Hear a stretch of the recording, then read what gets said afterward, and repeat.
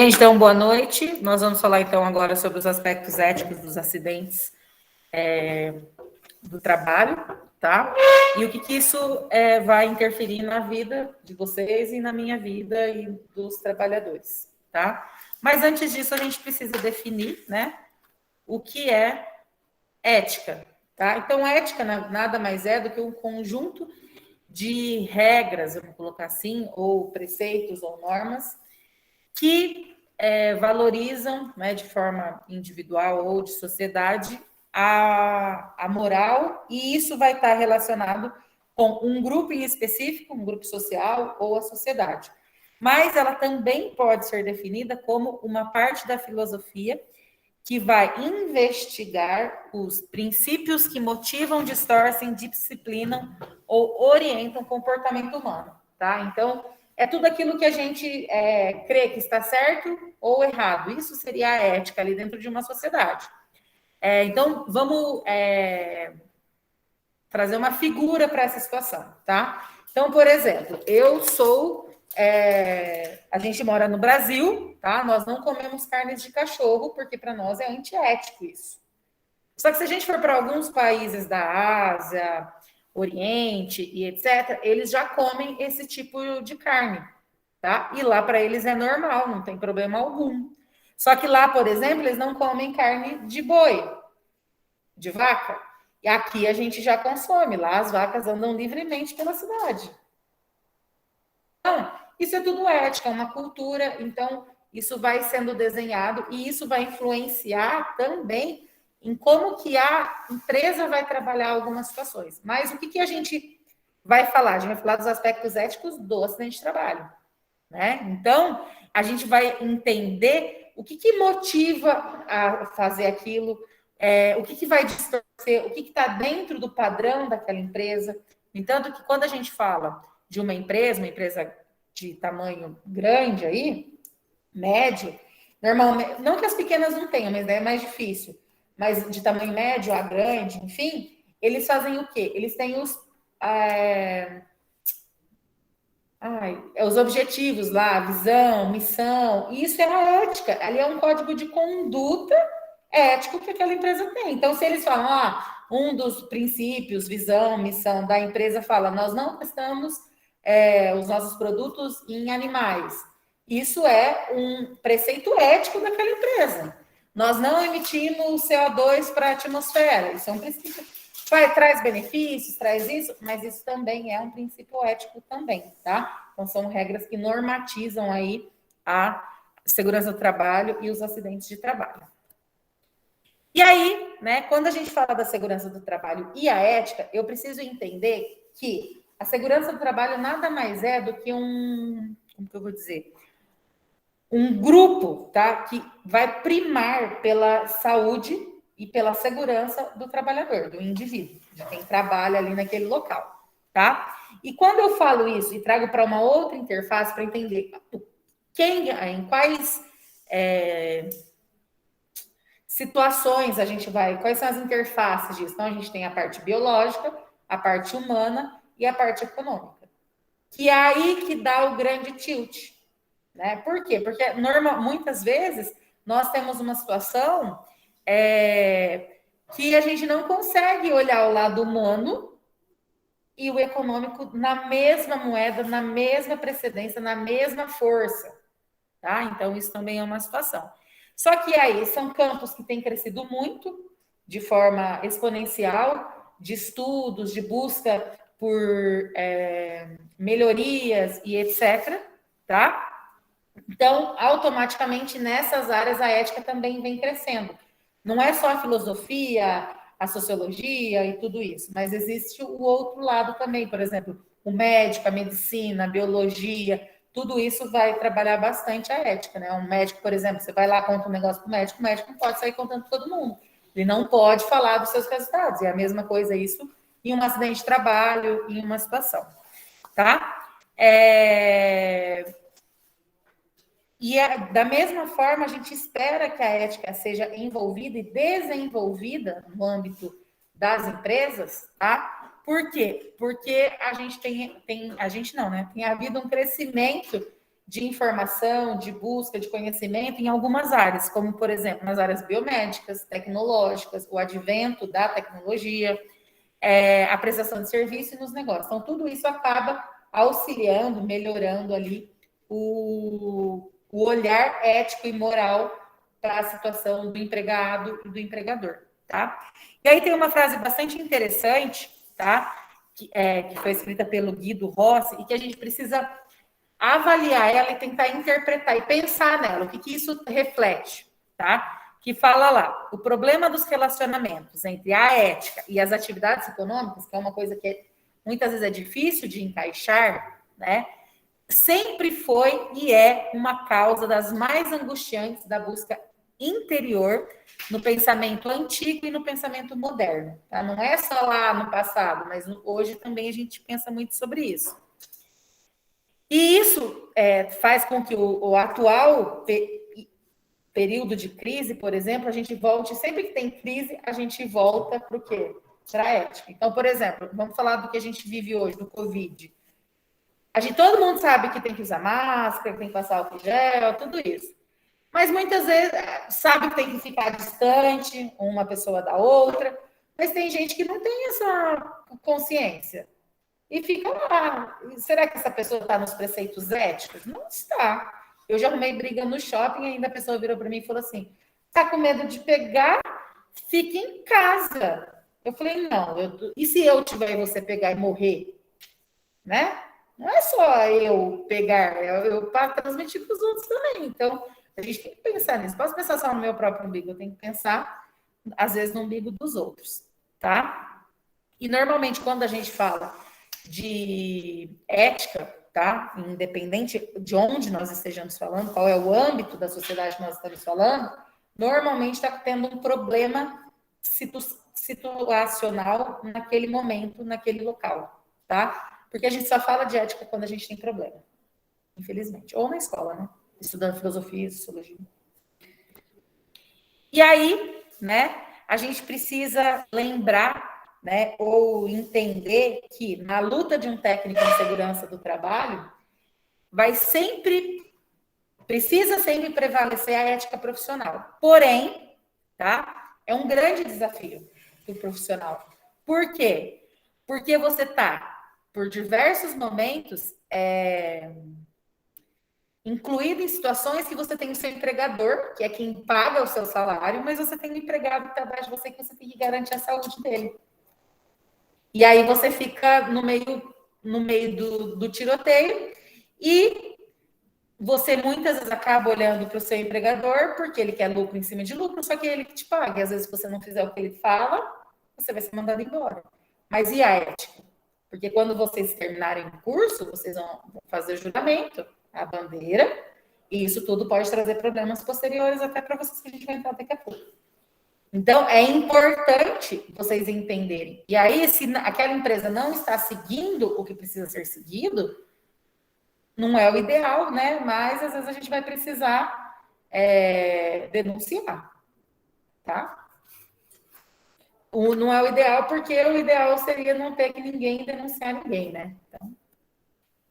E aí, dentro disso tudo, a gente tem o quê? A busca por um ambiente de trabalho seguro, um ambiente de trabalho que a gente possa trabalhar feliz, que a gente possa trabalhar bem, tá? Onde seja ético, onde tenha integridade, onde as pessoas se sintam confortáveis em trabalhar e que busque sempre a coletividade. Então, eu tenho que trabalhar num lugar onde não tem preferência por ninguém.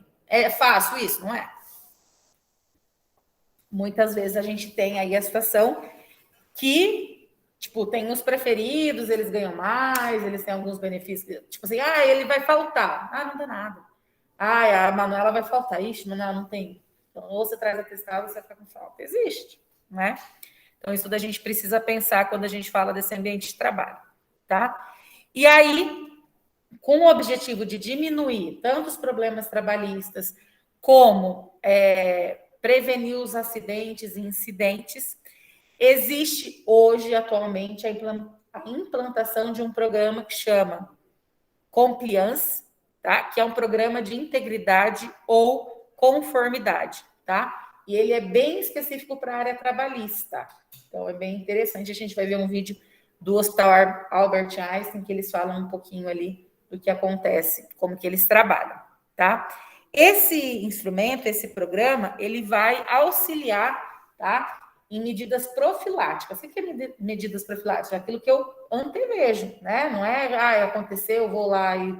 Então, ele vai remediar, mas ele também vai se prevenir, tá? Sempre pensando na ética e na legislação trabalhista. Sempre, tá?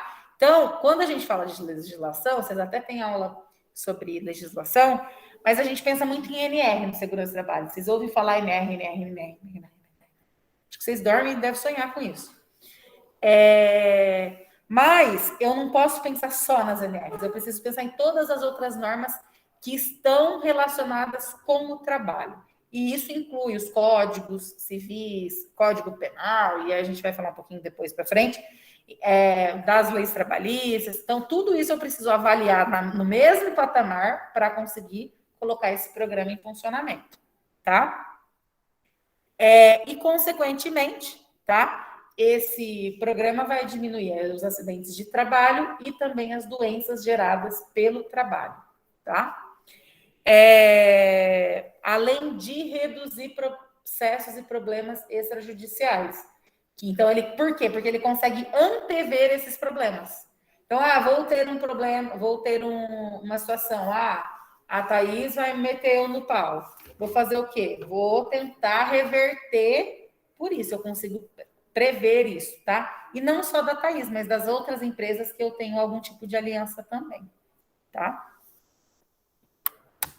E aí a gente vai ver o vídeo do Eu Sou Einstein, eu sou ético. Opa! Calma aí.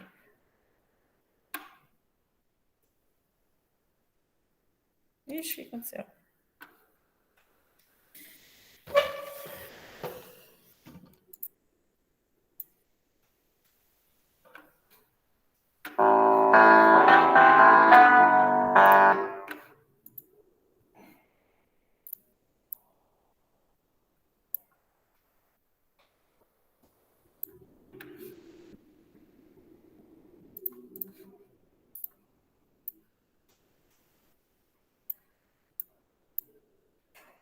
Agora eu entendi o que eu fiz de errado. Agora vai dar certo.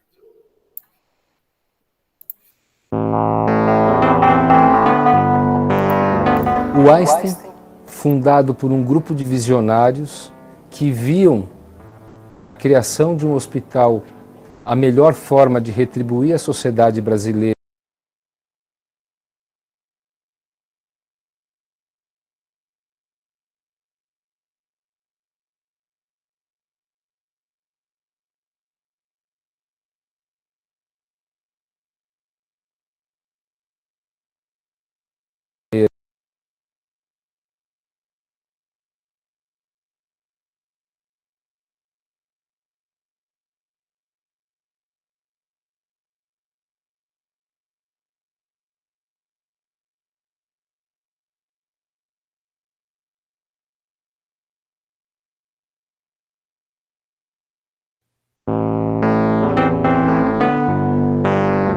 O Einstein, fundado por um grupo de visionários que viam na criação de um hospital a melhor forma de retribuir à sociedade brasileira o acolhimento da comunidade judaica no pós-migração, fez com que o hospital fosse pautado e apoiado em pilares bastante sólidos de valores.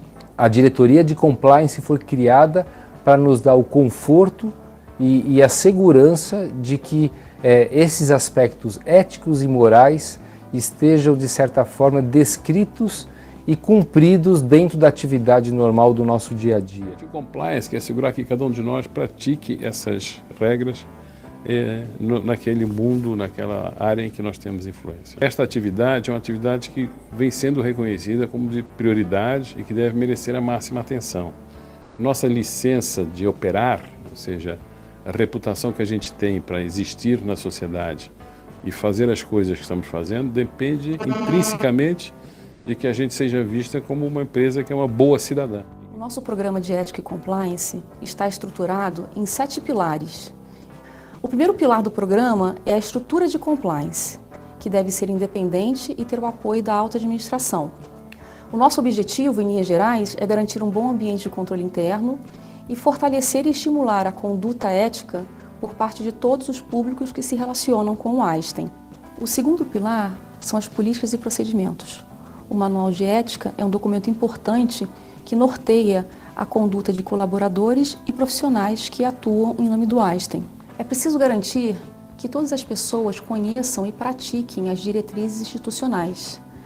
O terceiro pilar, educação e treinamento, tem esse objetivo.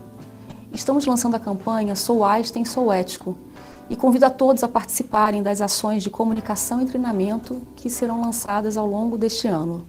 O quarto pilar do programa é o mapa de riscos, que é um processo estruturado de identificação e mensuração dos riscos.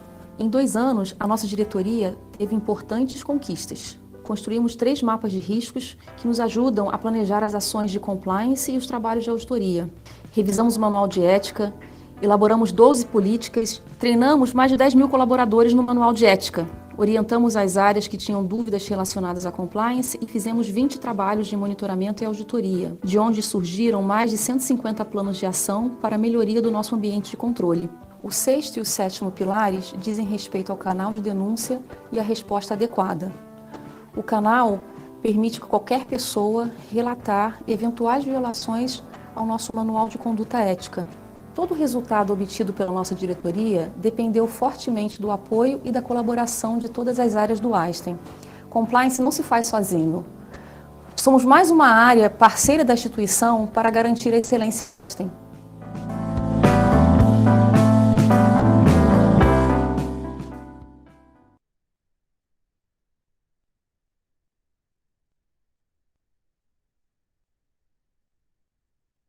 Como estão mesmo, porque as fotos mostram que isso. Eu vou mostrar depois as fotinhas para vocês. Espero que o YouTube não me bloqueie pelas fotos, pelo conteúdo.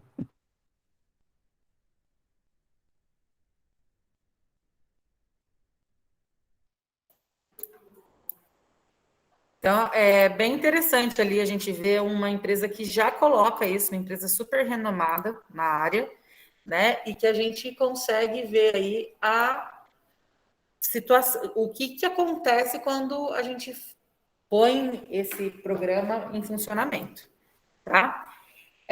Mas para vocês conhecerem mesmo esse processo de como que fazer, não é simples, né? Igual ela coloca ali, precisa da alta gestão relacionada, ela não pode ser uma coisa do técnico de segurança, tem que ser a alta gestão querer que as coisas melhorem.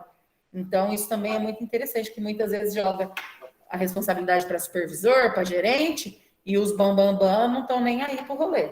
Tá? Então, é importante a gente pensar bastante nisso. E aí, né, para a gente ir indo aí para o final, a gente tem a situação do que é a ética e o trabalho podem desenvolver em conjunto, tá? Então, nas relações comerciais e nas empresas que priorizam contratar outras empresas éticas, tá? Que respeitem as normas, incluindo a legislação trabalhista, tá? Se eu tenho, a minha empresa, ela tem índices baixos relacionados com essas reclamações trabalhistas, ela é ética, não tem autuação, não tem multa, possivelmente ela tem uma facilidade muito maior de ser contratada do que outra, tá? Uma outra situação nessa ética e trabalho é também pensar qual que é a minha missão, minha visão, meu objetivo, tudo, né? O que a empresa coloca lá, que muitas vezes está na entrada principal, bonitinho. Eu sou uma empresa que não trabalha com teste em animais. Eu vou comprar de uma outra que faz isso? Não, é ética, porque para mim isso é ética. Não posso. E aí, se eu compro, uma hora vão descobrir e eu vou queimar o meu filme. Então, perante a sociedade, eu também não posso, como que eu vou dizer?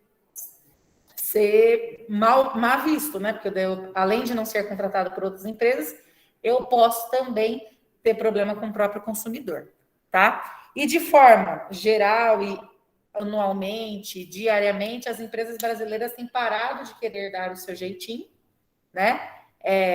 tentando burlar o sistema, tá? Burlar as leis trabalhistas, burlar aquilo que a gente acha que dá para burlar e tentando trazer a verdade, o mais correto. A gente sabe que não é fácil, às vezes é a mentalidade do dono, então é difícil, tá? Mas eles têm feito isso.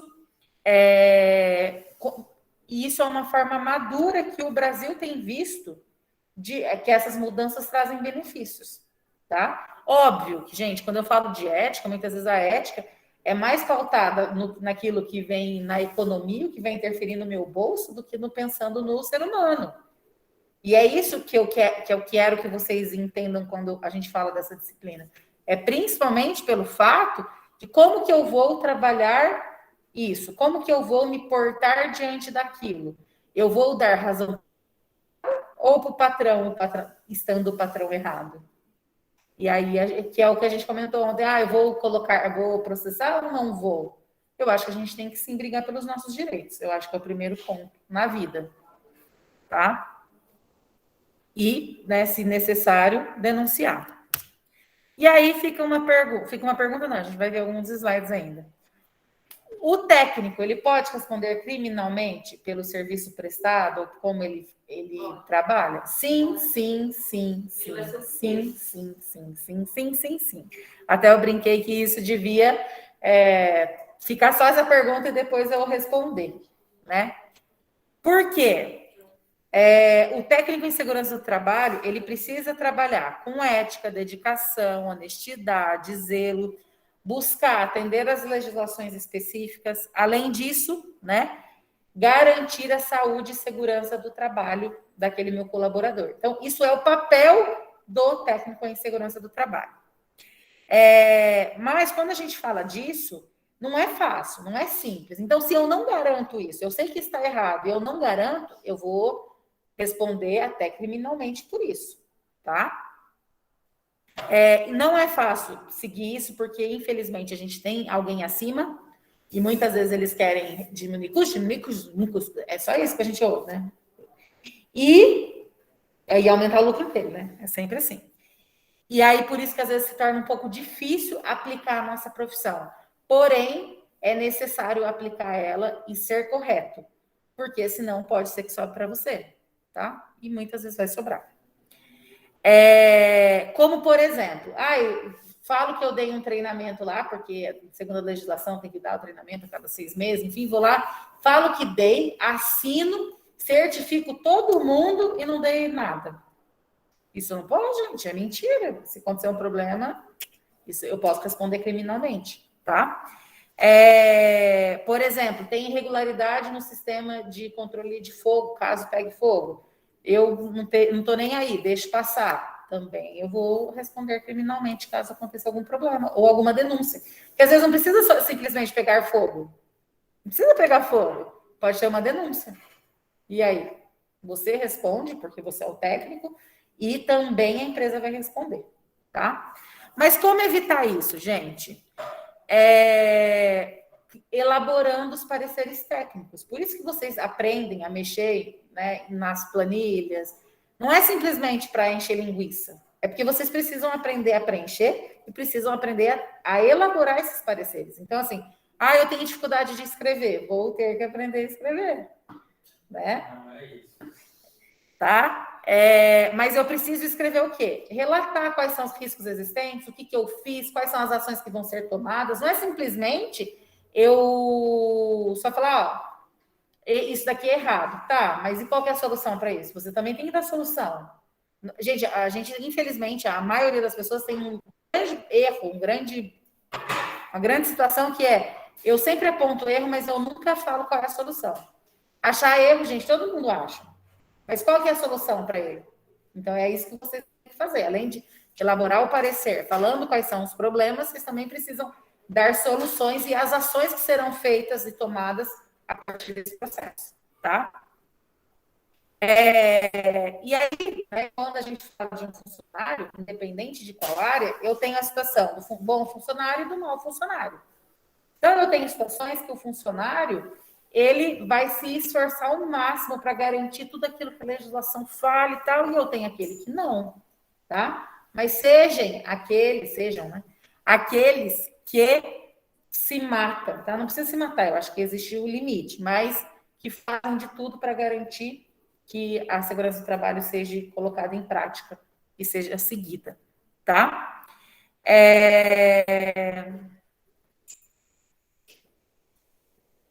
Quando a gente fala de ética, todas as profissões têm os seus preceitos éticos, todas eu posso responder criminalmente, se caso eu não seguir os preceitos, o que está estabelecido lá na norma do meu conselho e tudo isso, tá? Por exemplo, vocês como técnico vão ter a premissa, o objetivo de vocês como funcionário de uma empresa é garantir a saúde e a segurança do trabalhador. Alguém morreu, vocês vão ter que... Não quer dizer que você vai ser preso, nem vai pagar uma multa, mas morreu lá no seu trabalho, você vai ter que demonstrar que você fez tudo para não ter acontecido aquilo. Se você fez, mas a empresa não pôs em prática, aí a culpa vai para a empresa. Se você não fez e a empresa, os dois respondem. Então, tudo isso é interessante a gente pensar, porque a gente fala muito, gente. Eu poderia vir aqui e ficar falando de norma para vocês. Até conversei isso com o Edson hoje. Mas norma, gente, é só vocês entrarem no Google. Eu vou falar de norma para vocês, tá? Mas é só entrar no Google e procurar NR9, comentários sobre NR9, um exemplo. Vai ter tudo lá. É só ler e interpretar. Mas eu acho que a gente precisa entender qual que é o papel real do técnico. E é isso que, com essa disciplina, eu tenho tentado trazer, que foi o que eu fiz, acho que em higiene também. Né? E aí, né, sempre, toda ação que vocês vão realizar dentro de uma empresa precisa ser para garantir a saúde e a segurança do trabalho. Tenho dúvidas, tenho problemas, se você tem o técnico, precisa ter engenheiro, precisa ter o médico do trabalho. Eu procuro eles, se eu tenho dúvidas, eu posso procurar eles e tentar sanar essas dúvidas, ou outras pessoas para tentar me ajudar aí a resolver esses problemas ou situações. E aí, para a gente finalizar, a gente tem o técnico, né? Então, o técnico em segurança do trabalho, ou o profissional em segurança do trabalho, ele precisa sempre estabelecer uma relação mútua, tá? De equidade com as pessoas que prestam serviços naquele local. Então, quando eu falo de equidade, gente, não é igualdade. Igualdade, eu tenho 4 alunos aqui na sala, tá? Vocês todos precisam ir embora. E alguns não têm ali dinheiro para ir embora, ok? Vou dar um exemplo. E aí, eu tenho 20 reais, vocês são 25. Eu teria que dar 4 reais para cada um. Mas a Thaís tem como ir embora, ela não precisa desses meus 4 reais.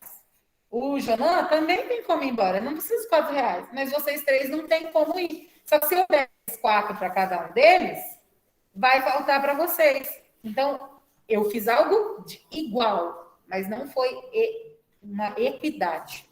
Tá? Então, o que seria, às vezes, o que eu teria que fazer? Daria 6 reais para o Arildo, 4 para a Geisiane e 6, 4, era 20, né? Deu 10. E 10 para a Jéssica. Estela, nossa, desculpa, Estela. E deu 10 reais para a Estela, porque ela mora um pouco mais longe. Então, são situações que eu preciso pensar, e às vezes eu preciso fazer essa equiparação, tá? Que vai ser aliar a equidade, e eu acho que isso é muito importante a gente pensar. Não é ser igual, é ter equidade dentro do local que a gente trabalha. Óbvio, não posso ter preferências, mas tem momentos que as coisas precisam ter equidade, tá? E todos precisam ser tratados de maneira igual, independente de classe, idade, sexo, etc, religião, enfim, tá? Inclusive, quando eu falo disso, óbvio, gente, eu não vou tratar um adolescente, um jovem, tipo o Jonan, igual eu trato um mais velho, um mais idoso. Tipo, o Jonan, eu consigo pôr ele para carregar peso. Mas um mais velho, às vezes ele não consegue carregar o peso ali no braço. Às vezes eu preciso dar um carrinho para ele carregar. Então, isso são as equiparações que eu vou fazendo para garantir que todos sejam tratados da mesma forma, tá? Além disso, né? Quando eu falo, então, do técnico do trabalho, segurança do trabalho, a sua responsabilidade é quase que semelhante ao de um médico. Nossa, professora, vocês verem? Por quê?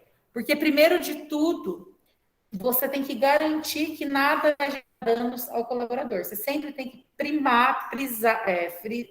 ter cuidado com a vida daquele colaborador. Então, seja para não perder uma unha, seja para não perder um fio de cabelo. Você sempre tem que fazer o máximo para isso, tá? E de forma com o objetivo, né, de sempre garantir, propiciar um ambiente de trabalho seguro ao colaborador. Então, para a gente fechar aí os aspectos sociais, econômicos e éticos, né? Essa foi a aula nossa de hoje.